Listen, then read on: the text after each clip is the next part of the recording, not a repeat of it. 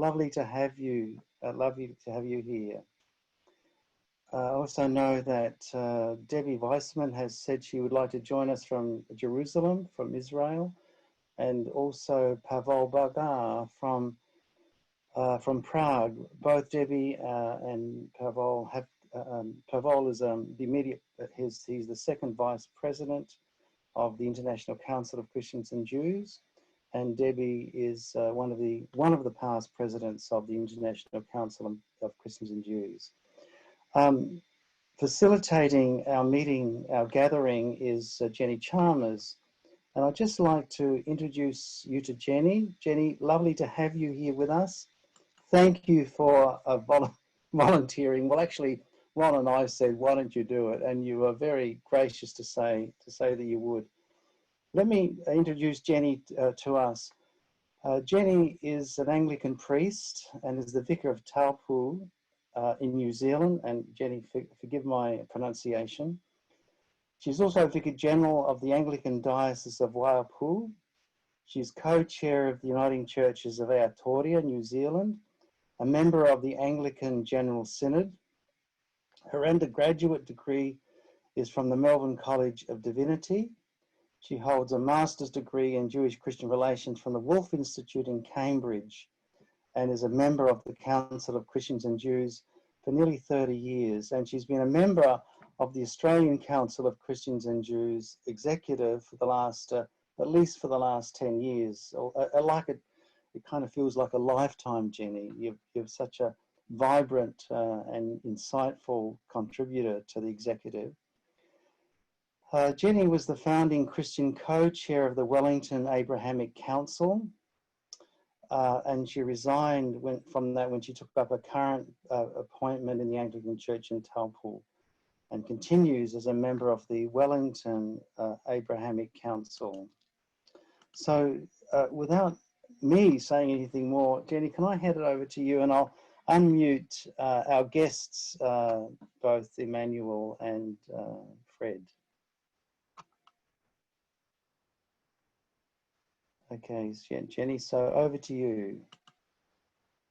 You need to unmute yourself. Hang on, let me see if I can.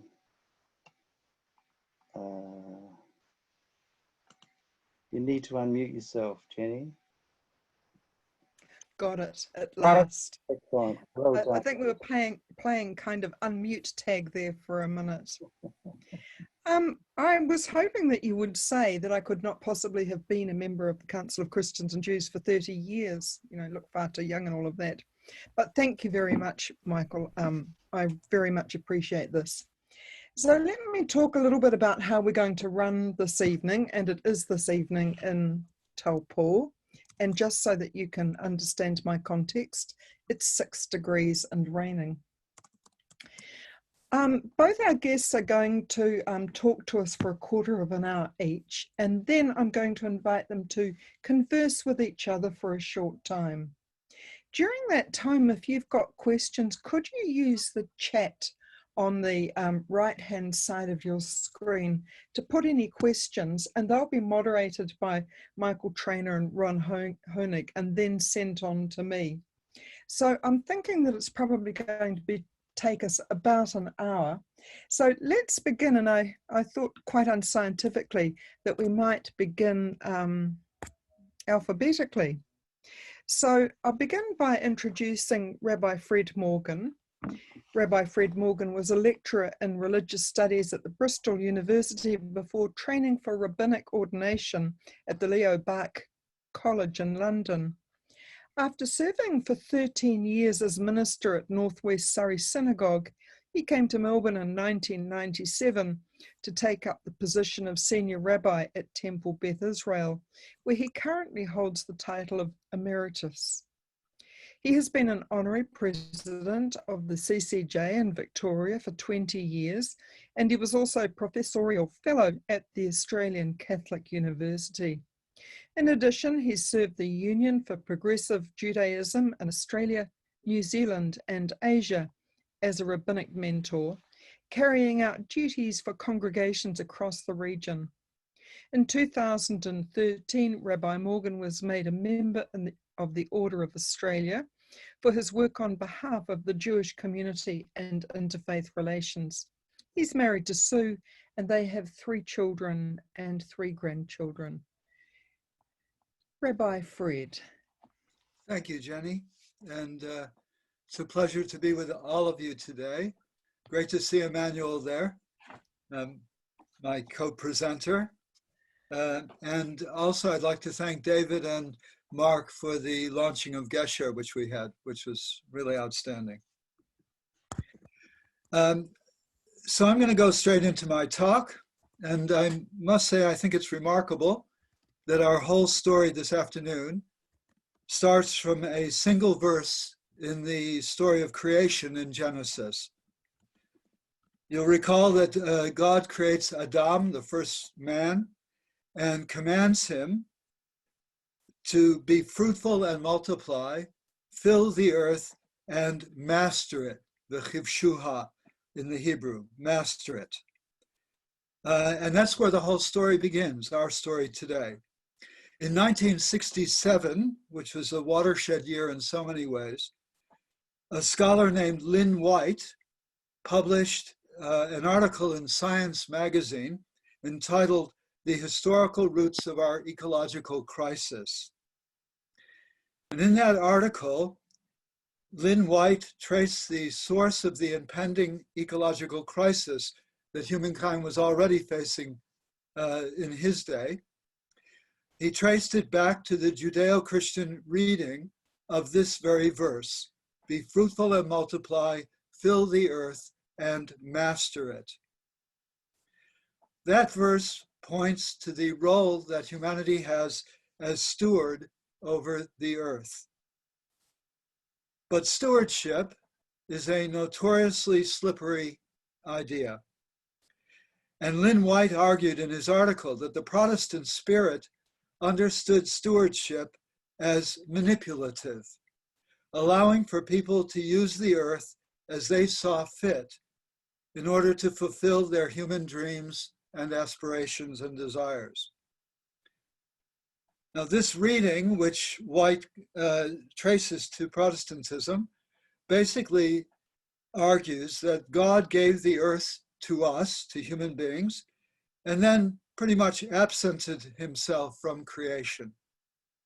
It represents a kind of disenchantment of the world, a desacralization of the world. And this view, claims White, opens the world up to unlimited exploitation and ecological crisis.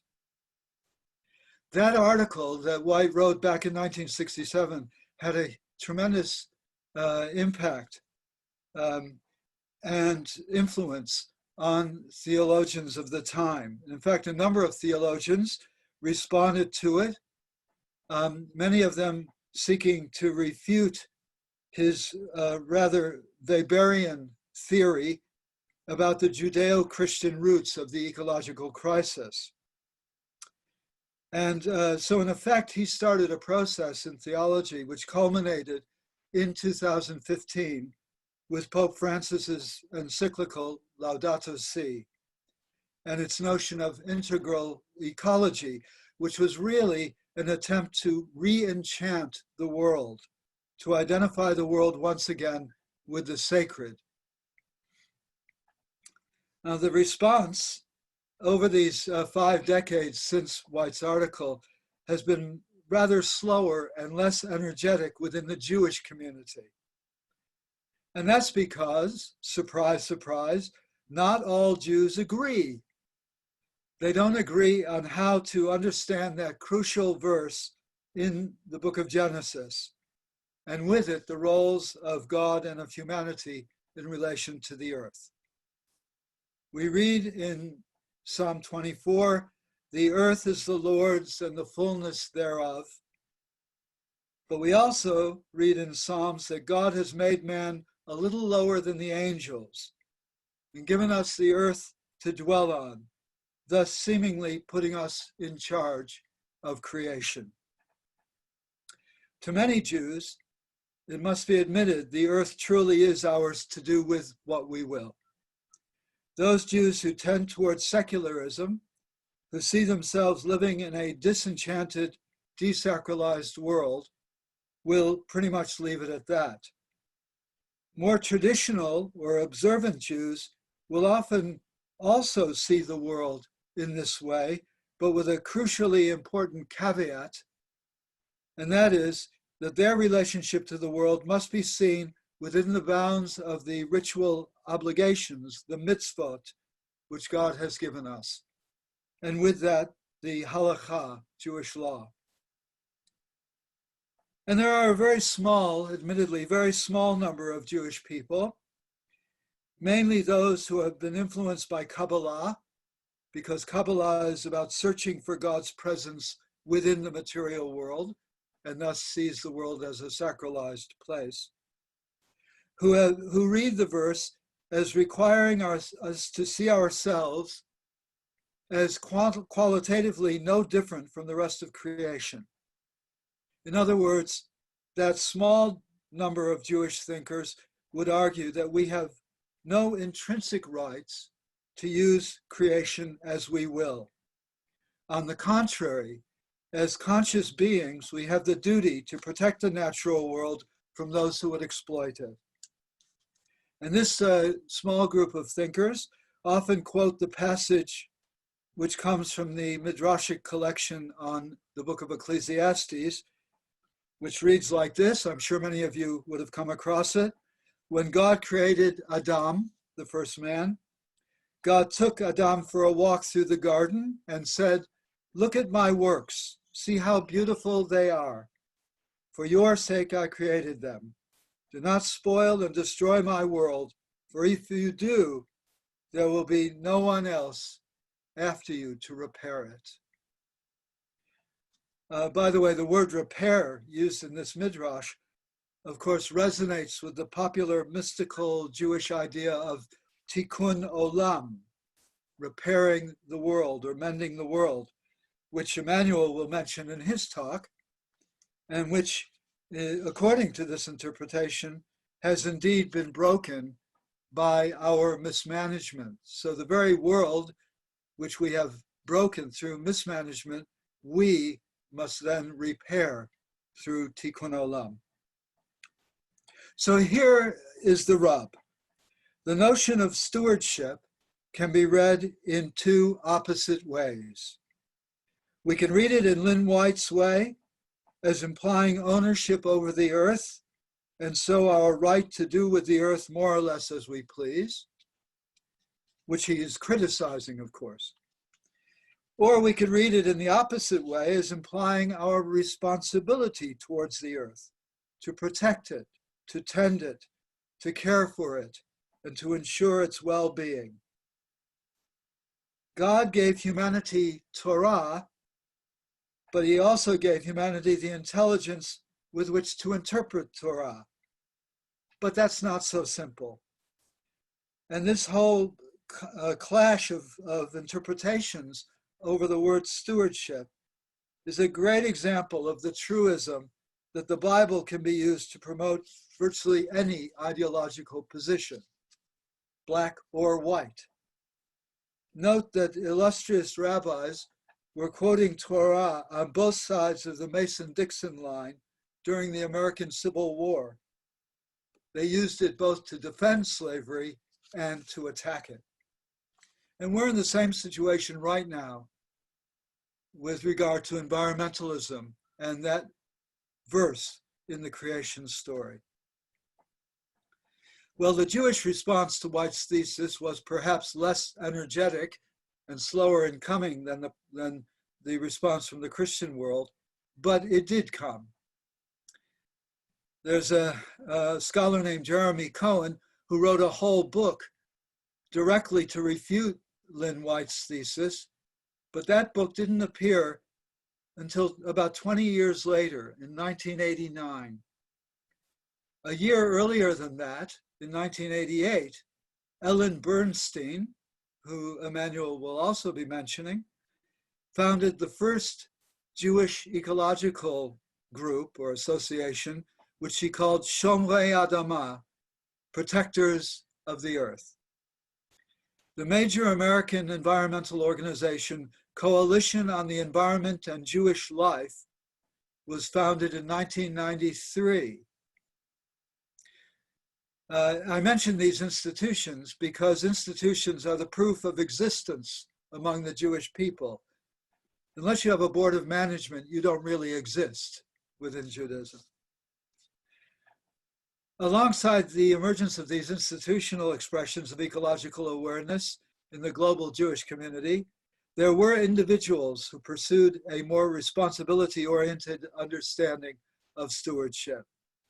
One of these individuals, and the first to focus attention on a more respectful approach to nature, is Arthur Waskow, who was already mentioned earlier by Mark in his launching of Gesher.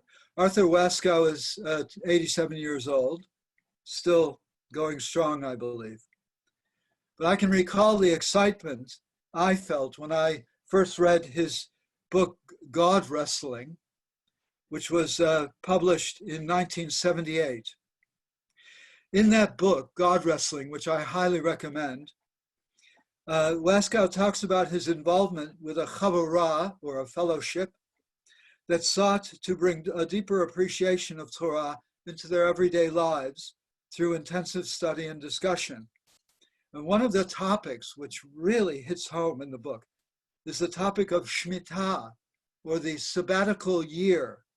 That's the year, according to Torah, when the land is intended to be left to rest.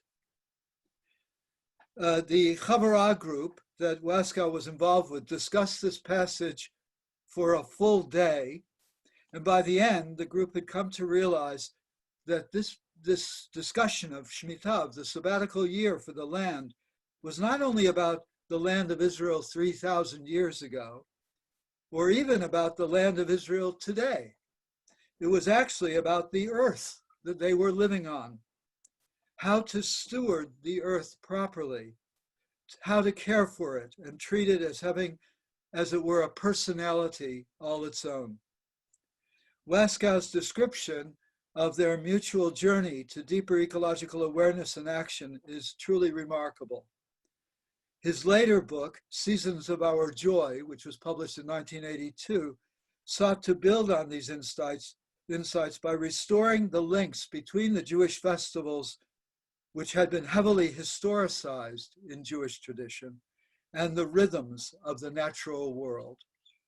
And there's something about this that goes against the grain within traditional understandings of Judaism.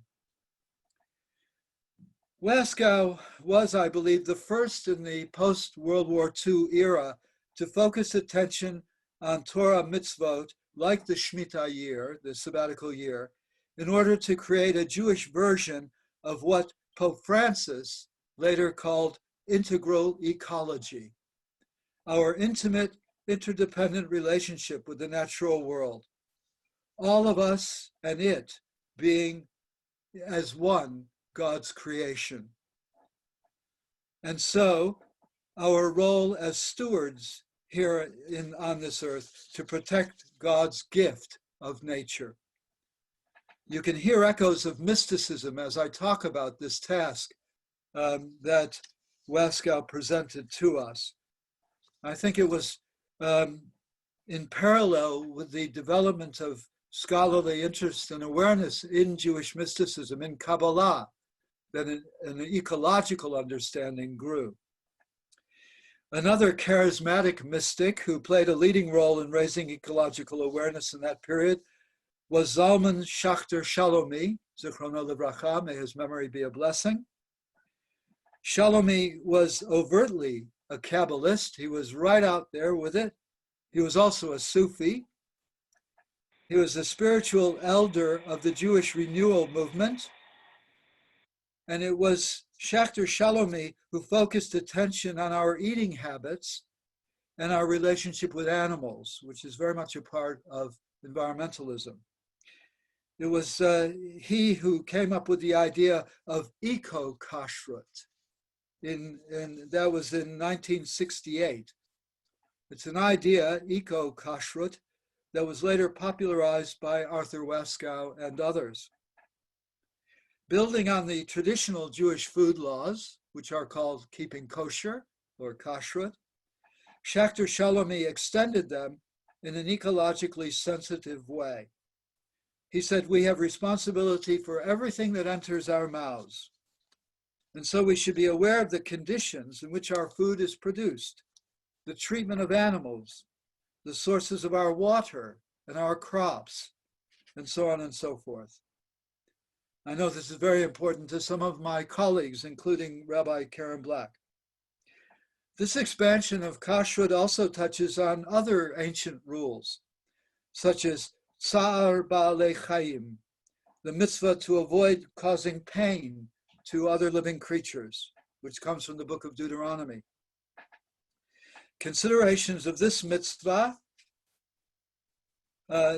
together with deep readings of the Genesis narratives up to the story of Noah, have led to a specifically Jewish approach to vegetarianism. And indeed, there is today a Jewish Vegetarian Association where they focus on the idea that Adam was permitted to eat of the fruits of the Garden of Eden, but not any meat. So Adam was a vegetarian, and meat eating only entered the picture as a concession to human desire and avariciousness with the story of Noah. So people in the Jewish Vegetarian Association would like to go back to an original vegetarianism. There are other mitzvot in the Jewish canon which also can be used to promote ecological stewardship. The mitzvah of bal tashchit, for example, avoiding wanton or unnecessary destruction. That's another traditional norm that's been adapted for a modern ecological framework. This refers to the Torah mitzvah that prohibits soldiers from cutting fruit trees in times of war in order to make their siege engines. This mitzvah is expanded by Maimonides and others to ban all forms of wanton destruction. In our time, it's quoted to encourage recycling and the reuse of materials from nature, putting these environmentally sound activities into a recognizably Jewish context. The reality is that these initiatives, eco-kashrut, seeing the land as a personality with rights of its own, avoiding wasteful use of resources, do not represent the mainstream position in Judaism. Most Jews today still follow the stewardship as domination of nature model. And the challenge is to switch from the stewardship as dominion model to the stewardship as responsibility model. Environmentalism can too easily be seen in political terms as, I quote, a left-wing mishugas. The Yiddish term mishugas means a craziness. So a left-wing thing.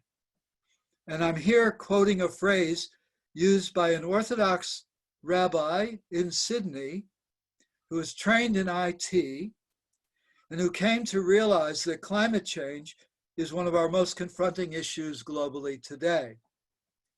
So this man, whom I'm not naming because I haven't checked with him that he would agree to be named, but he wrote an article in the Australian Jewish News in August of 2019, so less than a year ago. And in that article, he refers to the actions taken in Britain to commit the country to stopping all carbon emissions by 2050. He wonders why this can't happen in Australia.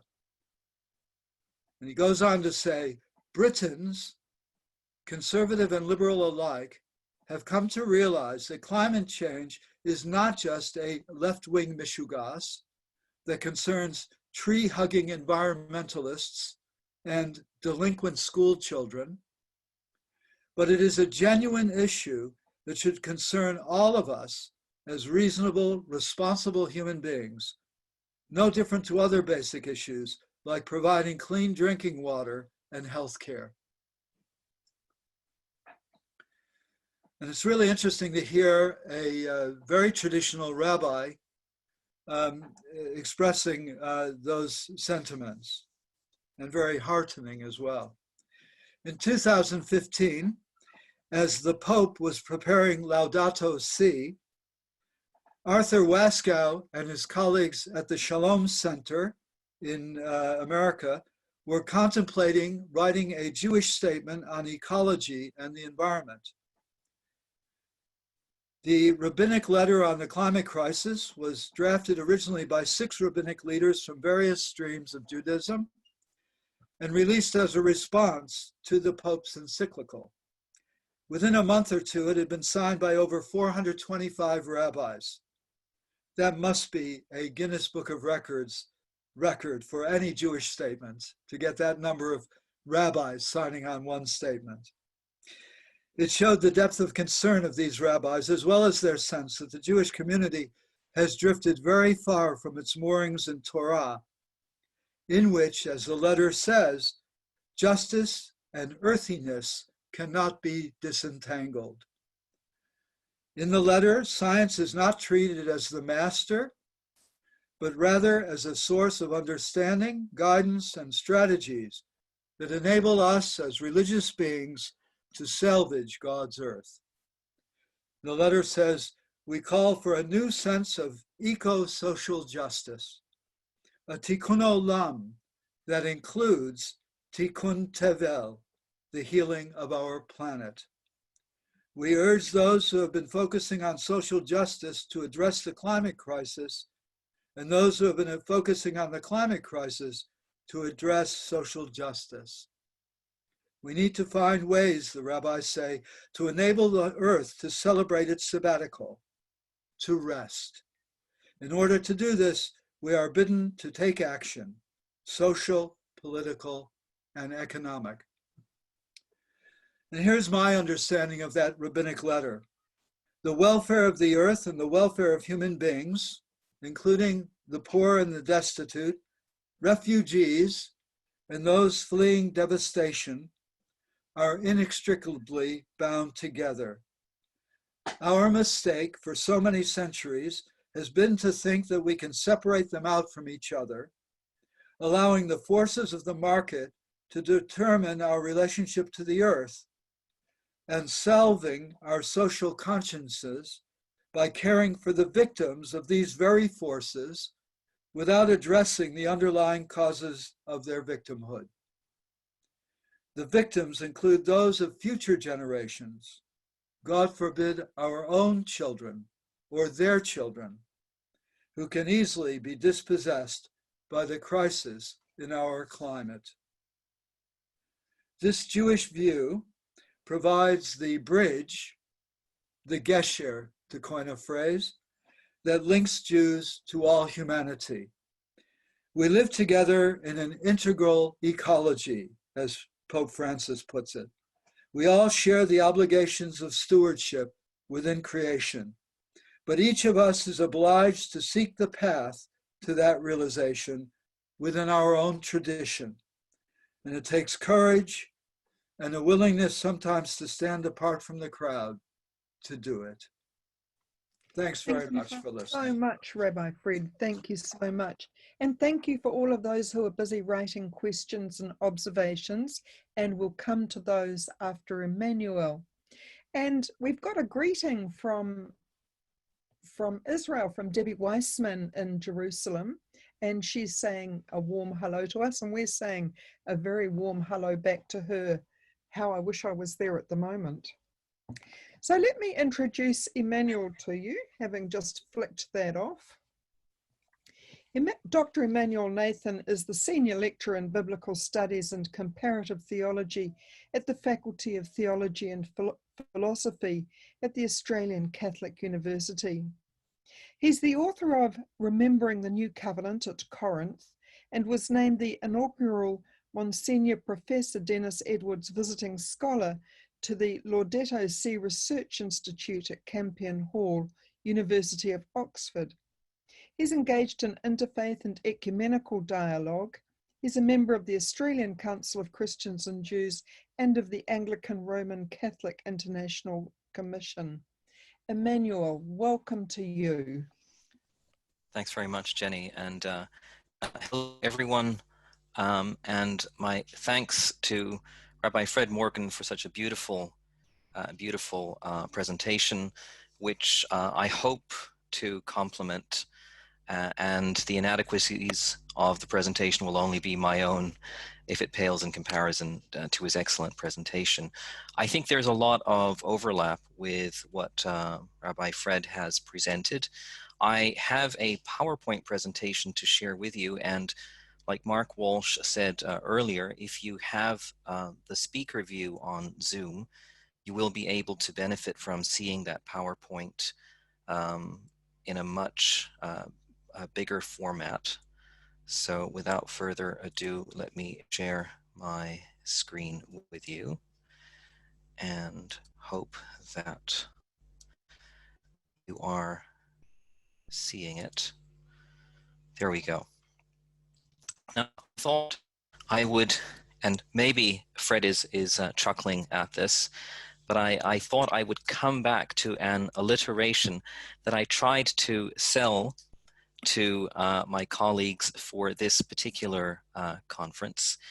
And I thought it was a very interesting moment of learning for me that the alliteration aside, the groaning of creation and the greening of theology, and what I've done is I've made it more specific to Christian theology, is that I was almost unanimously confronted by both by two of my Jewish colleagues, Ron Hoenig and Rabbi Fred Morgan, actually asking, what is this groaning of creation all about? And what was also equally striking is that the other sympathetic person I had in my corner was equally a Christian, Michael Trainer.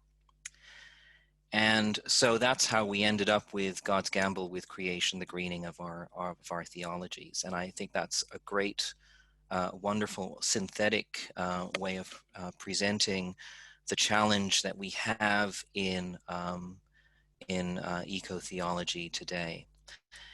And I thought I would use that as a moment for me to explain where the groaning of creation comes from, and to allow myself to also learn from what my Jewish colleagues are saying. So this presentation, in a way, is meant as an opening towards a conversation with my Jewish colleagues with Jewish texts. So let me proceed. The text that springs to mind almost automatically for Christians familiar with New Testament texts is a text from Paul's letter to the Romans, in particular chapter 8 of that epistle. And you have a wider section of that particular chapter, verses 18 to 27 on the screen in front of you. But the particular sentence that I would like to zero in on is that highlighted in red, verses 22 and 23. We know that the whole creation has been groaning in labor pains until now, and not only the creation, but we ourselves who have the first fruits of the Spirit groan inwardly while we wait for adoption, the redemption of our bodies. And I will immediately then, in reading this, admit to myself that this is almost a very un-Jewish way of looking at things. Even though, and I will refer to this, but I won't go into this in intricate detail. A lot of studies in New Testament letters, particularly Paul, nowadays concentrate upon the recovery of Paul's Jewishness and situate language like this against Paul's Jewish background. So what I would like to do is I would like to own the fact that this text in a way becomes part of our Christian canon. And in a way, the notion of creation groaning almost without words is something that speaks very much to the ecological crisis that we find ourselves in nowadays. But equally, from the perspective of biblical studies, there is a sensitivity that it cannot simply be plucked out of its original context and made to serve ecological ends without being aware of the distance in time from Paul's context. What I would like for the presentation today is to place that in conversation with a Jewish text from the Talmud, which Rabbi Fred will be very familiar with, and my Jewish colleagues and others on this conference as well. But before I do, this notion of the groaning of creation is, I think, in my view, something to be placed in conversation with the expectation for the imminent return, in Paul's view, of the Messiah, the Lord, in his case, Christ Jesus. So I'd like to place it in conversation with this particular Talmudic text and notice, in a way, that there is here in Tractate Sanhedrin 98b a discussion about the birth pangs of the Messiah. And the notion of pangs before the coming of the Messiah is not completely foreign to the first early Christians who were themselves Jews, and apocalyptic thought in Jewish groups of that time. Here, there is a discussion among students, the students of Rabbi Elazar. They asked Rabbi Elazar, "What shall a person do to be spared from the pains preceding the coming of Messiah?" The notion of wars and great upheavals. And Rabbi Elazar says they shall engage in Torah and acts of kindness. Here there is an immediate sort of difference in the two approaches, if you will. And I put them out, in broad general categories for the sake of discussion. The difference in emphasis. That on the one hand, we notice with Paul's text, now just toggle back, that very much the emphasis is upon being aided by the Spirit of God, and almost a certain kind of passivity in the presence of that, which cannot be aided unless it is given divine agency. So the Spirit is interceding and helping us in our weakness in verse 26. Right is the big discussion we have here. What do? You don't just sit passively. In fact, you should engage in Torah study and in acts of kindness. And I want to, in a way, take that as a moment of learning that this is something that I'm learning as a result of looking at this dissonance. And I want to place that into conversation with the awareness of ecological thinking that comes into our Christian theology of late. And I thank Rabbi Morgan for pointing out White's article. It's only of late that we've come to ecological awareness in the Christian tradition as well. The notion of dominion over creation has been very much the dominant thread as well in our thinking. And one only needs to think of the colonial projects of Christian lands that engendered. So I'd like to bring two perspectives into conversation with one another. One is Pope Francis's Laudato Si, and this notion of Tikkun Olam. Jonathan Sacks is a recent modern Orthodox voice that speaks into this notion of Tikkun Olam, one of his publications, To Heal a Fractured World. He is not the one who holds copyright on it. I think it goes back, as Rabbi Fred has pointed out, to mystical thought, perhaps Lurianic Kabbalah, I'm not sure. Rabbi Fred would know this better than I, and is retrieved in at least 20th century Jewish thought by Emil Fackenheim to mend the world, certainly as far back as 1982, And then he also applies that to post-Holocaust theology. And what I would like to do is,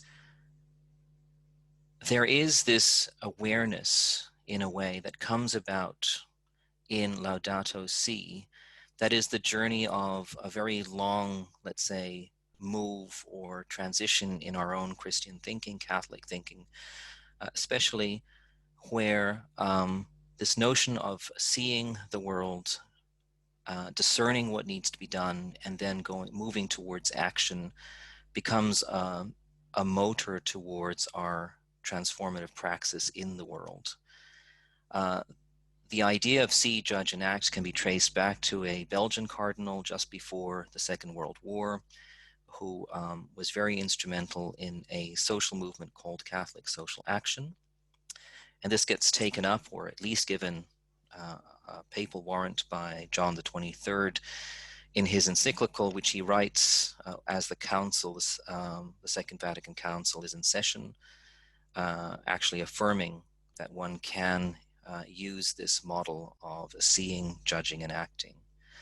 It becomes a huge inspiration to liberation theologians, many of whom were Latin American, and their model of engaging with the world is very much, can be distilled as a notion of seeing, judging, and being called to action. Liberation theology, in a way, has a muted journey through the papacy of John Paul II, but it seems to have come back with quite a visible resurgence under the papacy of Pope Francis, who on the one hand is Jesuit, but also Latin American, and so imbibes freely from that kind of theology that he would have been familiar with while he was in Argentina. This is not in tracing this, I want to point out that this has not been an easy journey. This has not come easily to Christian theology, this notion of activism, certainly in Catholic theology. I must own my own tradition here. I know that sometimes we Catholics have been on the back foot in terms of other people in the Christian tradition who have been more activist at times.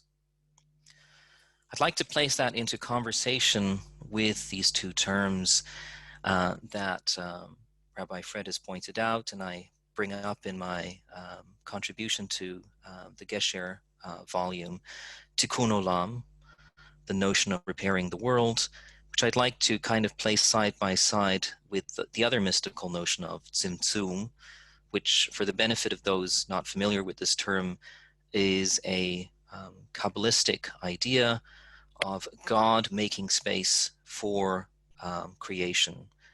That God, in his omnipotence, sees that in order for the world to exist, he needs to make space for creation. That means that it brings about freedom of will. It also brings about, inevitably, suffering in the world. And God, in a way, to use Rabbi Fred's language, gambles with creation, trusts that creation will be all right. I've always found this a very beautiful notion, but I think I only really began to understand it when I became a parent. This notion of sometimes you trust the toddler to, through falling, find their first few steps towards walking. And in fact, you have to take yourself away from being overly protective in order that your child can grow. What this implies, very beautifully, it's been brought about by Rabbi Jonathan Sacks, is it implies that there needs to be an ethics of personal and collective responsibility. And I think certainly people like Jonathan Sacks or even Emil Fackenheim have been an inspiration to me in articulating that eloquently and very forcefully from their own experiences. And I think this is something that we as Christians world can learn from. The intertwining of the ecological conversion going hand in hand with social justice is something I'd like to echo with Rabbi Fred's presentation. It comes very forcefully to the fore in Laudato Si's paragraph 49. Today, however, we have to realize that a true ecological approach always becomes a social approach. It must integrate questions of justice in debates on the environment so as to hear both the cry of the earth and the cry of the poor. Again, to affirm Rabbi Fred's point earlier.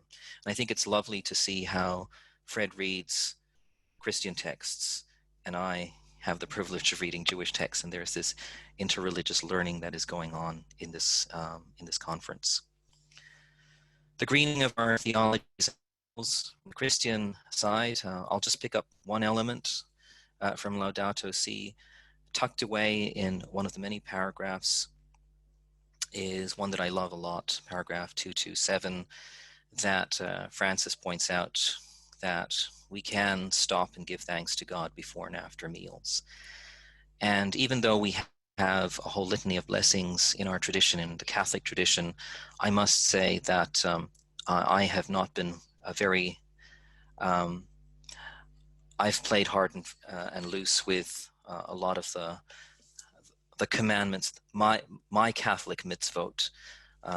So to be called to pay attention to this makes me also aware that of the wonderful Jewish practices of saying blessings before and after meals. And we've tried to institute that at our family as well. To go and read up those litanies of blessings that are to be said after meals. And in a way, in doing so, we express the solidarity and acknowledge those who have labored to provide us this food on the table, from the farmers to those who deliver it to the shops, to the people who work in the supermarkets, and our awareness of the fact that they should have a fair wage goes hand in hand with that. Certainly in a time of COVID, the immense amount of exposure that people who work in these supermarkets are exposed to is something that we pay attention to. Rabbi Ellen Bernstein, I see as someone on the Jewish side who I had the pleasure of meeting, and I'm very grateful that Rabbi Fred points her out. Her own ecological Haggadah, I was privileged to pick up a copy of in her own reflection upon promise of the land, and taking that in an ecological direction is something that is a similar move that is being made, I notice, on the Jewish side. Brief synthesis. I know Jenny is getting nervous, so I want to leave room for discussion. I would say that the groaning of creation is a Christian perspective. I've learned this even from the discussion in preparing for this conference. It expresses, in a way, in some sense, a passivity, but also a hope. There is very much a Christian emphasis on the need for grace. No accident that it comes out in a very famous epistle of Paul's, which has been the battleground between Catholics and Protestants about the doctrine of grace, and there the articulation that the Spirit helps our weakness. The greening of Christian theology is, in a way, the recognition that we live in a moment of ecological crisis. It's a moment of discerning the need for concerted action. It is, in some sense, the notion that it's not enough to have passivity. It's not enough to have faith. You need works. You need faithful works. And I think there is enough for us to learn from our Jewish co-religionists who have always had this notion, this attention towards, if I am not for myself, who will be for me? And if not now, when? To paraphrase Hillel. Laudato Si, in a way, is that synthesis, I would say, of bringing in see, judge, and act, from moving from passivity to action. It's an interreligious journey. It's a journey that we can have with our Jewish sisters and brothers, but also, as I think it was David Schutz pointed out in the launch, a conversation that we will have with other peoples of faith and even those of none, because it is a global concern, and that ecological conversion is meant to be intertwined with aspects of social justice. I'd like to end with a very favorite quote of one of my heroes from young, and now someone that I pass on to my children to read. How wonderful it is that nobody need wait a single moment before starting to improve the world. Anne Frank. Thank you. Thank you so much, Emmanuel, and thank you both. To begin a conversation between the two of you, I have a question, clarification here from Ron. And he asks, can you clarify, and I'm going to ask you both to comment on this, can you clarify or comment on what God's gamble was? And just while you're getting your thoughts together on that, David Schutz has been so busy writing questions. So busy. Emmanuel, would you like to comment on that first? I'd be very happy to, knowing that I am in a way going to defer to the correction that Fred would offer to this. My sense about God's gamble is I'm reminded in a way of all these rabbinic stories that I learned, that there is a discussion that God has with his angels, his court angels, as to whether to create the human person. Well, the angels in a way are against it, and God in a way goes ahead and does it anyway. And that is often interpreted as God knowing full well that human beings have the capacity to self-destruct themselves and the whole creation along with it, but is willing on the balance of probabilities to take that chance with us. And I draw enormous inspiration from those rabbinic insights, that and I'm immensely grateful that I get up each day with that sense of, even if I wasn't so great yesterday, today maybe I can make a difference. So that would be my sort of attempt at an answer. Thank you. And Rabbi Fred.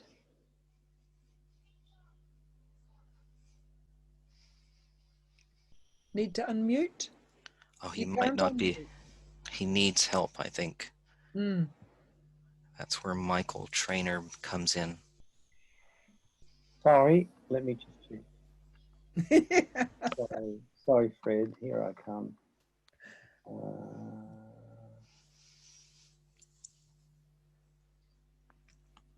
There you go. Okay. It's nice to be muted. It's a nice feeling of quiet silence. The gamble that I see is actually contained in that verse from the creation story that I began with. That's one of the reasons why I find it so remarkable, that in a single Hebrew expression, you can find opposite meanings. That means that though God may have given us the words, whatever that means, we have to interpret them. We are forced into participation in the world by interpreting those words. And the gamble on God's part, as I see it, is that we have that ability, and that ability only comes from God. Our ability to think, to consider, to reflect, to use our awareness. This is what Maimonides argues, that God's gift to us is our ability to think freely, to arrive at decisions about things, which basically means to interpret the word of God and the world of God as well. So that's a huge gamble on God's part. But then why would God create a world unless there was a gamble in it? What would that mean for God? It would be a world, to follow rabbinic tradition, which Emmanuel has captured so beautifully, it would be creating a world of angels. Angels can only do what God tells them to do. They have no free will. There's no gamble in that on God's part. So this is how I see the world. It's a risk on God's part, and I'm glad that God has taken that risk. because I feel that life is a risk for us as well as we live out this story. And we're engaged in that risk right now. And that's why it seems so important to me to be discussing these matters and to be discussing them in ways that open up the tensions involved in the text.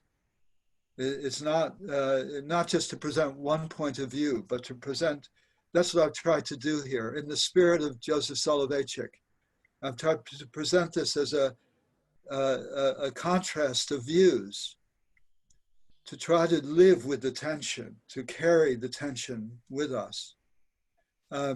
Because that's life, that's what life is. I'm not one of those who would say, all of those who are on the side of ecology, raise your hand.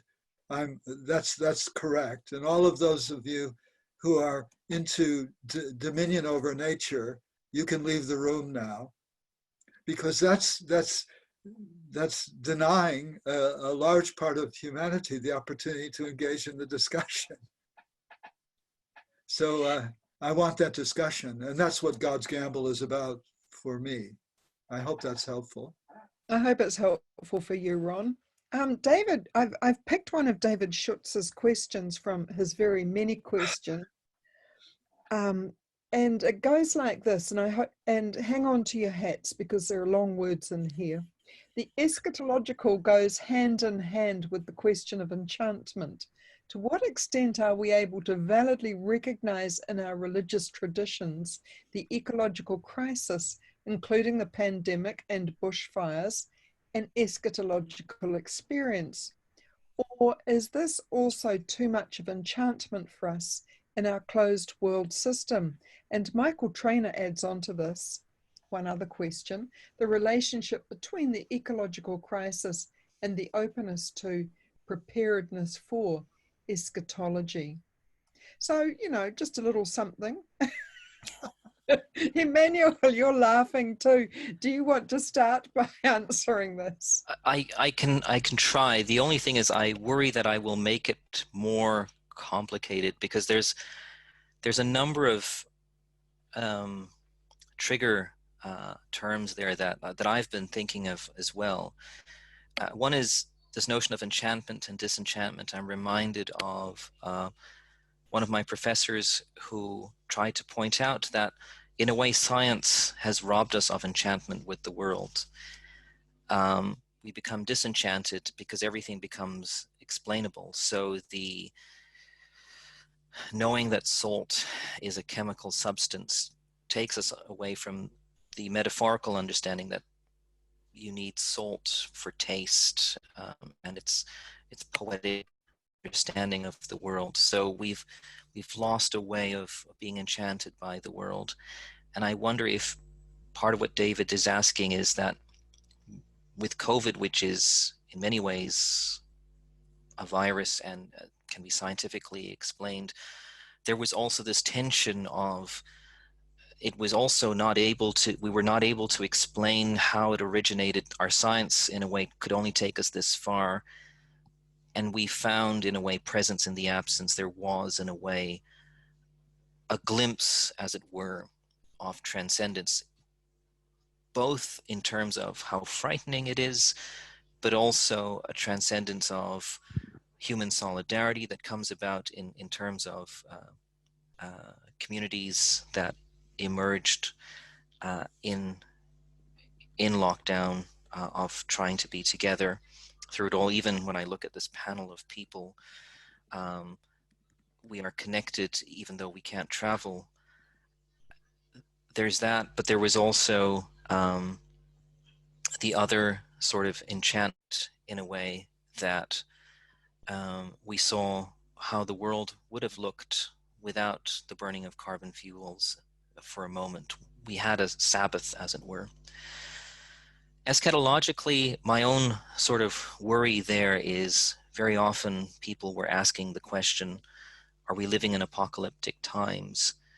And I resisted that in a way because one of the things that I find very beautiful about both the Christian and the Jewish traditions has been that through crisis, they have found ways to eke out the mundane. What I mean by this is, when I look at canon law texts or Talmudic texts, I see discussions about which way should the mezuzah be, or can someone serve at the altar? And I'm very conscious of the fact that whether there was a plague going on or some sort of suffering, there were still scholars, there were still, yes, they were scholars, but there was still the need to want to create a world that can be inhabited. There was this maybe hope more than optimism that we would make it through this and we would come back to the mundane. We would go past the eschatological and live into the mundane, where we have to kind of rub shoulders with one another. I love Fred's point. We will have to live with people who don't think as ecologically as we do, and we can't shame them. We have to find ways to come to the conversation. I'm not perfect. I would like to reduce plastic as much as possible, but I'm not perfect. I'll be the first one to say that it's just sometimes impossible. But if I don't live into that tension, then, you know, what do I do? So that's just a very feeble attempt at an answer, and I apologize for going on for a bit too much on that. Obviously thinking on your feet, Emmanuel. Thank you. And Fred, what do you think? Well, with a question like that one from David, you have to think on your feet. Or maybe upside down would be better. I'm not sure. I don't think so. I don't live in an eschatologically determined world.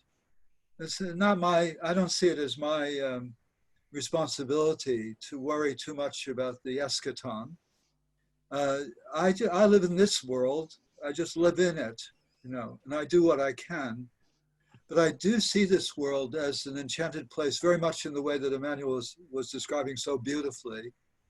For example, right now I'm looking at all of you on a screen, and I find this miraculous.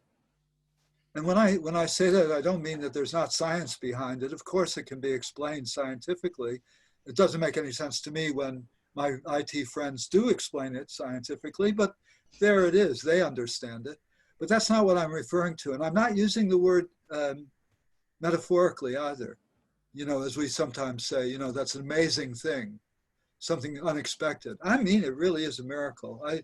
I see something in this which carries me beyond the everyday into a different state of being. That's what, I know there are real problems with enchantment. I don't think I'm understanding it monotheistically.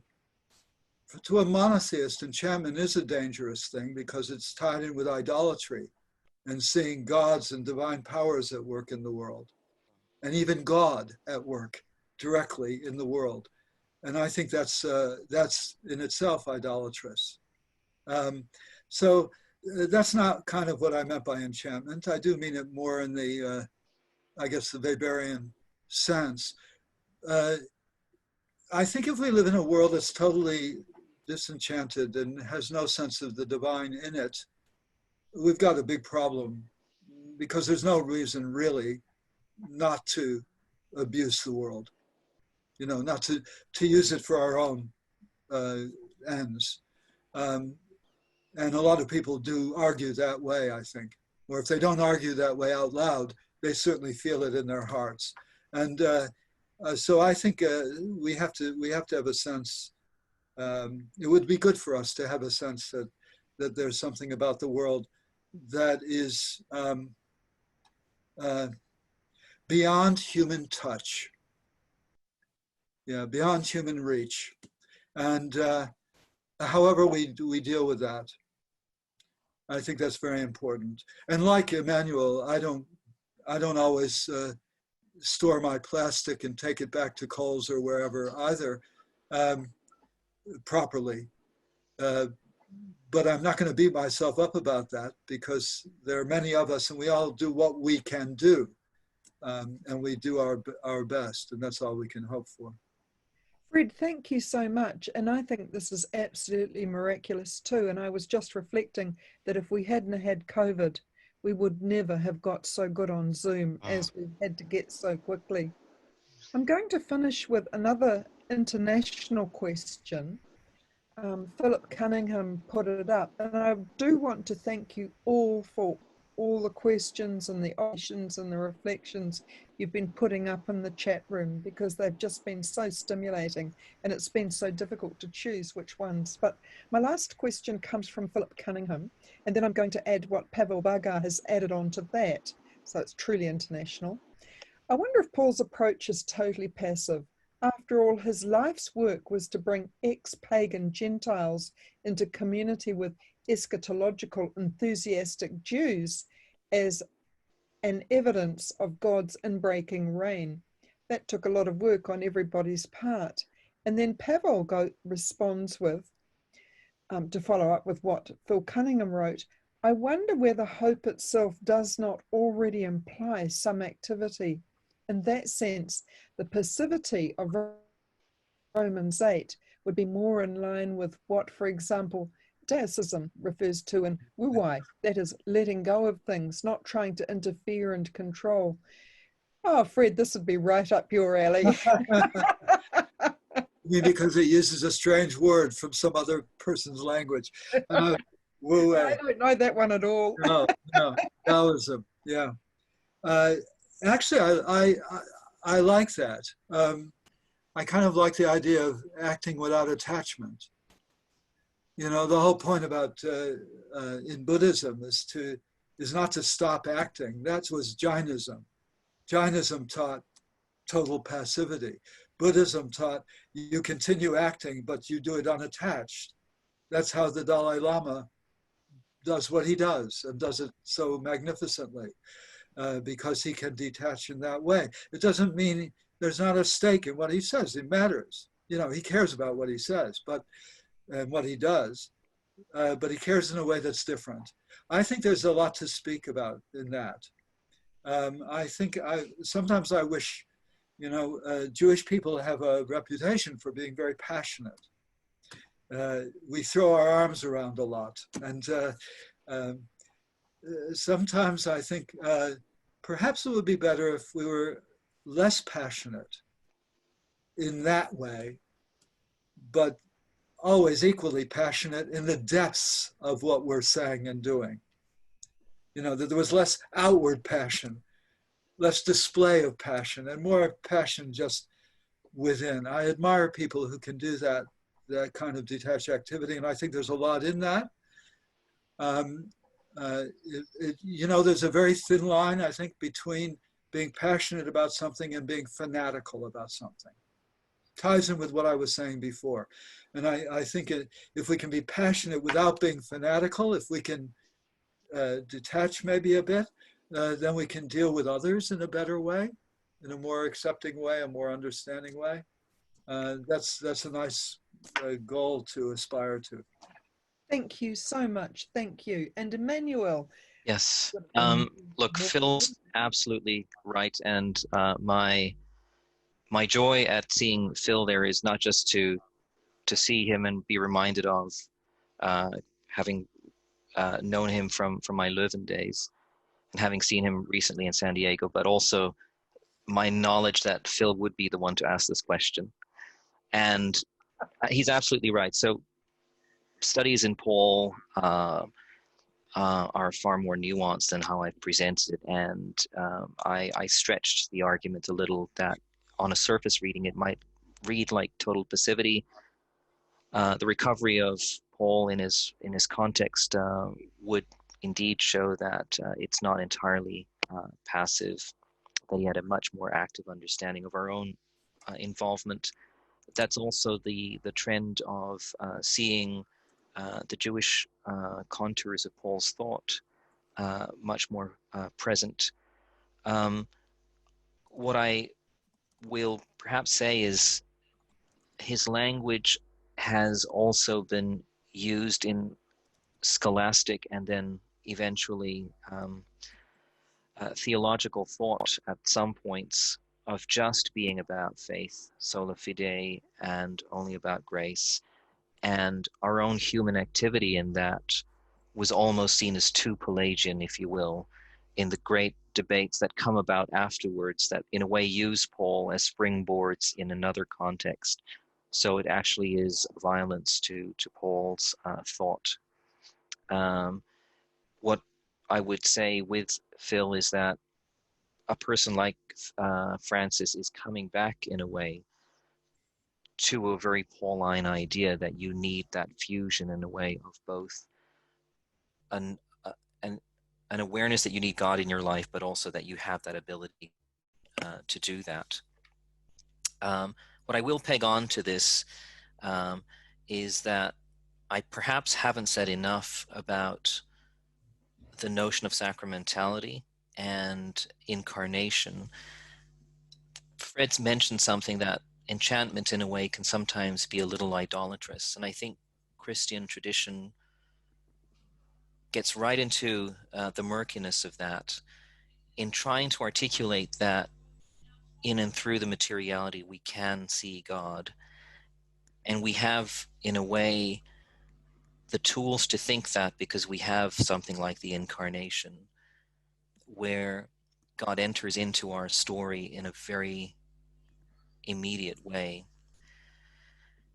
And God's transcendence, which needs to be preserved, is also something that meets us. And certainly for me, from the Christian tradition, going through COVID, one of the hardest things has been the loss of touch. The loss of being able to shake hands, to embrace people, to be in a room with someone. I think this is indeed miraculous. The fact that I can see everyone. You won't even have that in a conference room. You can't see everyone's facial expressions, everyone's eyebrows going up when you say something controversial. And at the same time, I miss very much the fact that we can't do this in person. And I don't want to say that that's a very Christian thing, no, but what I want to say is it has made me think about the incarnation in a way in this time of COVID. And the ecological crisis in a way, for me, is also something to do with the incarnation. That there is something in the physical creation that God has created. There is transcendence there that we need to pay attention to. And it's the sacramental understanding that the material is in a way a portal to God's transcendence there. So I'll leave it at that.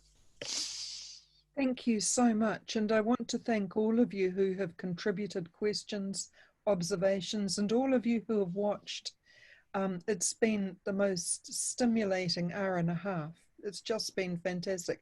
I'm going to ask Ron Honig now to say a few words.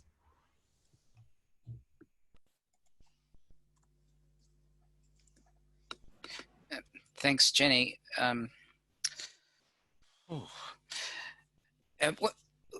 When I discussed this with Fred, we started talking about God's gamble, and then I discussed Einstein with him, and Einstein saying God does not play dice with the universe, and it's a really interesting tension, and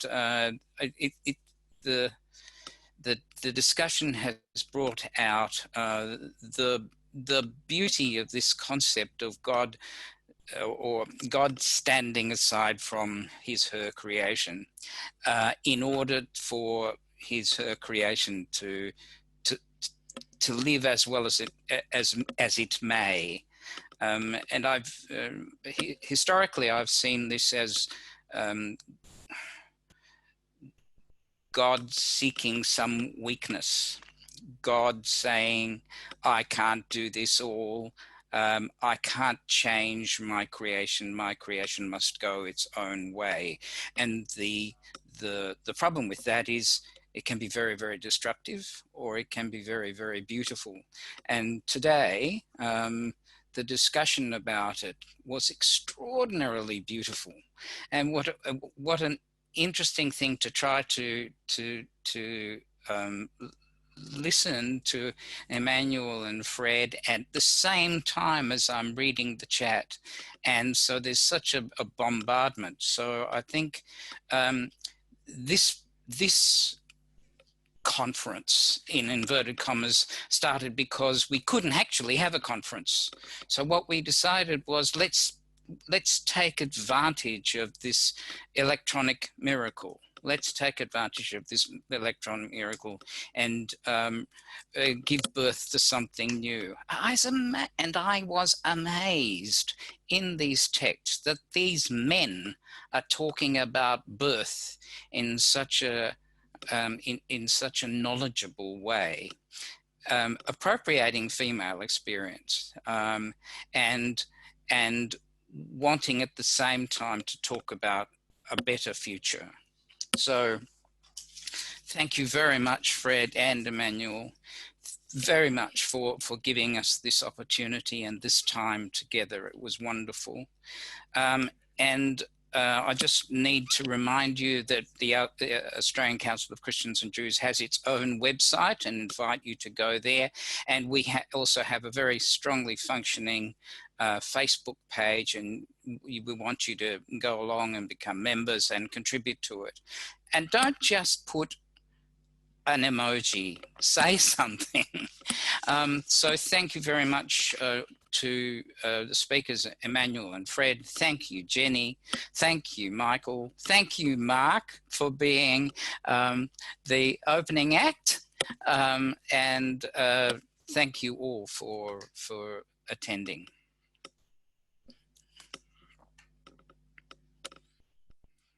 Is that it?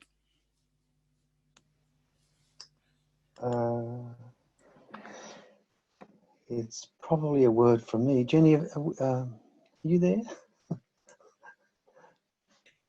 Yes, I'm here.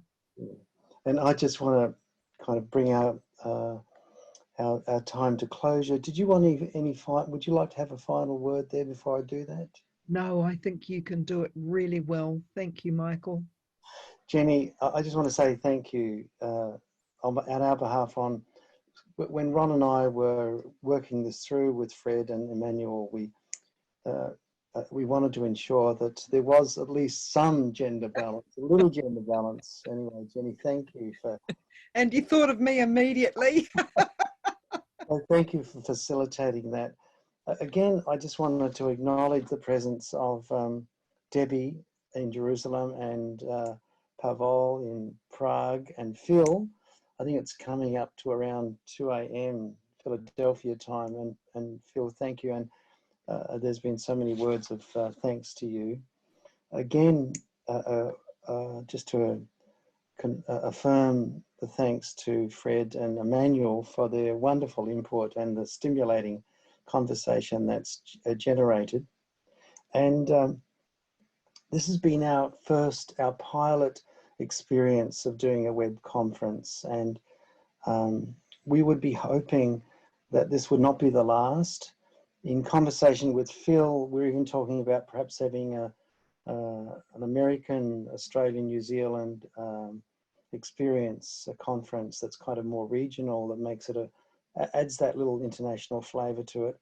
I'm also very aware too that this is Australia and New Zealand, so I know we've got colleagues, Mary and Maria in Western Australia joining us. I just wanted to acknowledge the national flavour as well as the Australian-New Zealand connection that's occurring. And again, to say thank you to Pavel and Debbie and Phil for joining us from another part of the world. This conference has been recorded. It will be available. We'll try to make it available through our website, the ACCJ website. And also I know Mark is going to ensure that we have the appropriate clips for that recording. So my final word is to say thank you to all of you for joining us. I'm delighted by the numbers that we had. We had up to 56 people joining us. So let me say thank you, good afternoon, good morning, Phil, and good afternoon and good morning to you and Debbie and Pavel in Prague. And Jenny, thank you. Let me now close the meeting on our behalf.